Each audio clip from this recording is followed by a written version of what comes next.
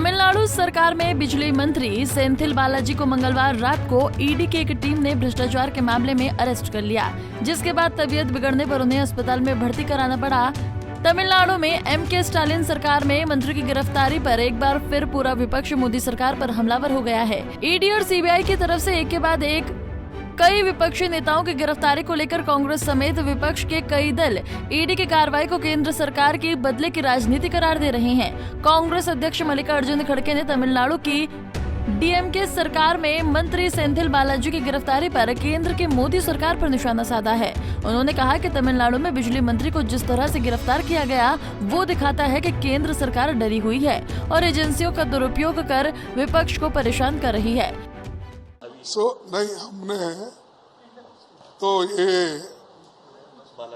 जो बालाजी की घटना हो गई, एक्साइज मिनिस्टर को उन्होंने जो हरासमेंट करके रात में अरेस्ट कर लेके गए, वो कहीं भागने वाला नहीं था, वो कोई एक मुंह छुपाने वाला आदमी नहीं था, एक रेप्यूटेड आदमी, डीएमके का एक अच्छा मिनिस्टर, और उसको रातों रात पकड़ने की क्या आवश्यकता थी। और अगर कोई गलती किया है तो उसको आप सुबह आके इंक्वायरी कर सकते थे।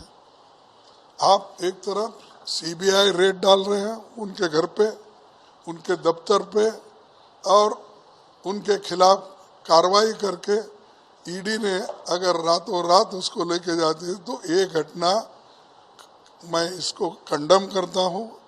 और खास करके ये जो बीजेपी गवर्नमेंट डराने की कोशिश कर रही है और सप्रेस करने की कोशिश कर रही है, और यही शाह और वहाँ पर बोल के आए थे कि तमिलनाडु का चीफ मिनिस्टर बनेगा।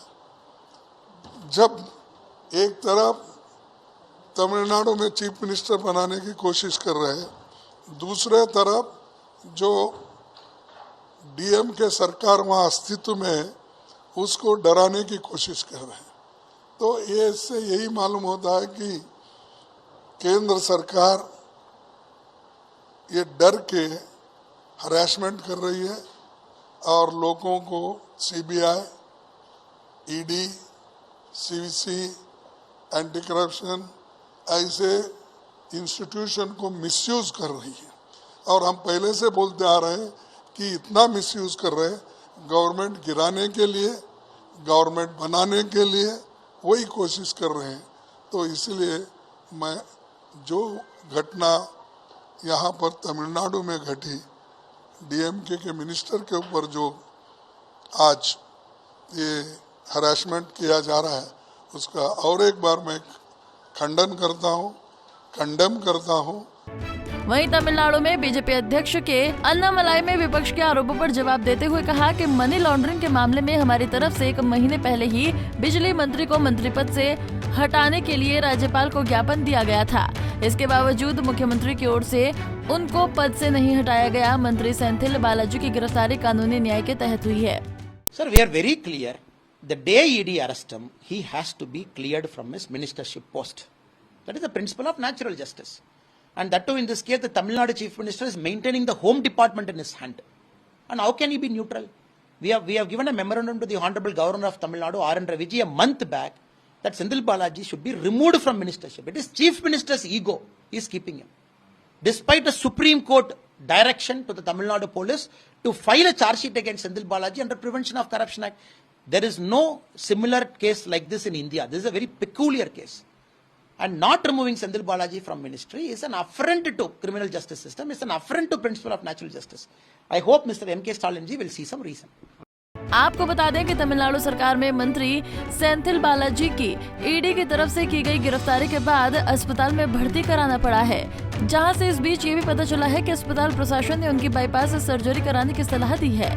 अस्पताल प्रशासन ने उनका कोरोनरी एंजियोग्राम टेस्ट कर मेडिकल बुलेटिन जारी किया है, जिसमें बताया गया है कि मंत्री दिल की बीमारी से पीड़ित हैं। ऐसे में उनकी जल्द से जल्द बाईपास सर्जरी कराना जरूरी है। शिवसेना उद्धव ठाकरे गुट के नेता संजय राउत ने तमिलनाडु सरकार के मंत्री की गिरफ्तारी पर कड़ी आपत्ति जताई है। उन्होंने बताया है कि महाराष्ट्र सरकार के कई मंत्रियों और विधायकों के खिलाफ मनी लॉन्ड्रिंग की शिकायत उन्होंने ईडी को भेजी है, लेकिन उन पर कोई कार्रवाई नहीं, जो भाजपा के साथ नहीं है।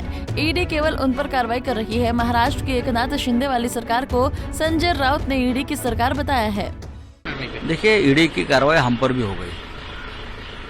जो इस सरकार के विरोधी है, बीजेपी के विरोधी है, उनके ऊपर इस प्रकार की कार्रवाई करना अब नई बात नहीं है।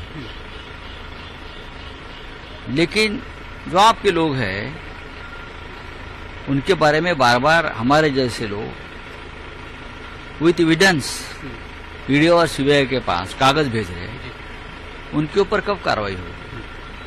मनीष सिसोदिया हो, सत्येंद्र जैन हो, संजय राउत, नवाब मलिक, अनिल देशमुख और भी बहुत से लोग हैं, हाँ, झारखंड छत्तीसगढ़ में, जो बीजेपी के साथ नहीं है। महाराष्ट्र के 3 मंत्री के खिलाफ मैंने ईडी के पास पूरे कागज भेजे हैं, मनी लॉन्ड्रिंग, करोड़ों करोड़ों रुपए, जवाब तक नहीं देते।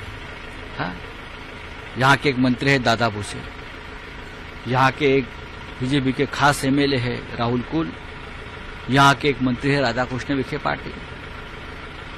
आप देखिए उनके क्या व्यवहार है, किस प्रकार से जनता को और किसानों को लूटकर पैसा मनी लॉन्ड्रिंग किया है। उनके ऊपर क्यों नहीं रेड्स हो रही है? सर, क्या विरोधियों को दबाने का यही तो है, और क्या है? एजेंसी इनके हथियार बीजेपी, एजेंसी यही तो बीजेपी के कार्यकर्ता है, वही तो सब कुछ खेल कर रहे हैं ना। तमिलनाडु के मुख्यमंत्री एम.के. स्टालिन ने आज सुबह अस्पताल पहुंचकर मंत्री सेंथिल बालाजी से मुलाकात की और कहा कि मंत्री ने जब आरोपों की जांच में सहयोग की बात कही थी तो उन्हें अरेस्ट क्यों नहीं किया गया। बीजेपी द्वारा ये किया गया राजनीतिक उत्पीड़न है, जिसका जवाब जनता 2024 में देगी। Bureau report, Punjab Kesari TV. हमसे जुड़े रहने के लिए हमारे YouTube चैनल को सब्सक्राइब करें और नई वीडियो की नोटिफिकेशन के लिए बेल आइकॉन को दबाएं।